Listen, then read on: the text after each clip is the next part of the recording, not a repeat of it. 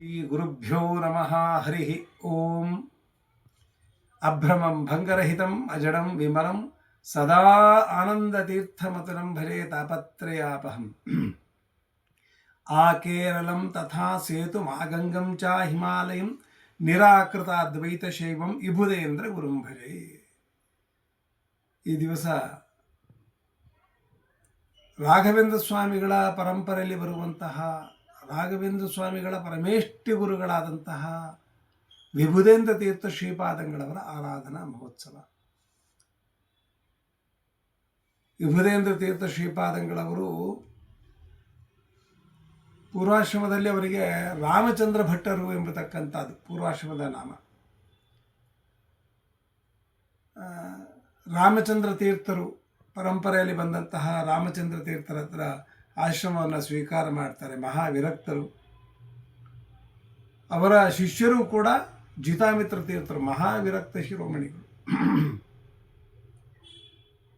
ವಿಭುಧೇಂದ್ರ ತೀರ್ಥರ ವೇದಾಂತ ಸಾಮ್ರಾಜ್ಯವು ಕೂಡ ಅದ್ಭುತವಾಗಿದೆ. ಅಹೋಬಲದಲ್ಲಿ ಷೋಡಶ ಬಾಹು ನರಸಿಂಹದೇವರು ಸಾಕ್ಷಾತ್ತಾಗಿ ಒಲೆದು ಬಂದಿರತಕ್ಕಂಥದ್ದು. ಅದು ಇವತ್ತಿಗೂ ಕೂಡ ರಾಯರ ಮಠದಲ್ಲಿ ಪೂಜಾ ವೇಳೆಯಲ್ಲಿ ತೋರಿಸ್ತಾರೆ.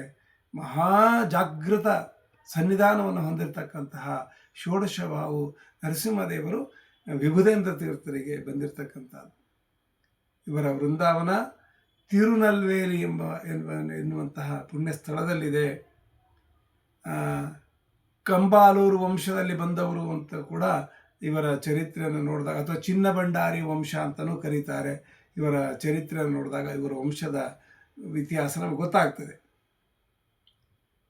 ಮಾಧ್ವ ವಾಂಗ್ಮಯ ಪ್ರಪಂಚಕ್ಕೆ ಅಧಿಕಾರ ಸಂಗ್ರಹ ಅನ್ನುವಂತಹ ಗ್ರಂಥವನ್ನು, ಬಾದರಾಯಣರ ಬ್ರಹ್ಮಸೂತ್ರಗಳ ಮೇಲೆ ಶಾಸ್ತ್ರಸಾರ ಸಂಗ್ರಹ ರೂಪವಾದಂತಹ ಶರೀರಿಕ ಮೀಮಾಂಸಾ ಎನ್ನುವಂತಹ ಅದ್ಭುತವಾದ ಗ್ರಂಥವನ್ನು ಬರೆದಿದ್ದಾರೆ ಎನ್ನಲಾಗಿದೆ.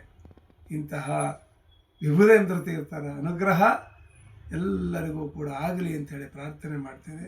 ಶ್ರೀಕೃಷ್ಣ ಅರ್ಪಣಮಸ್ತು.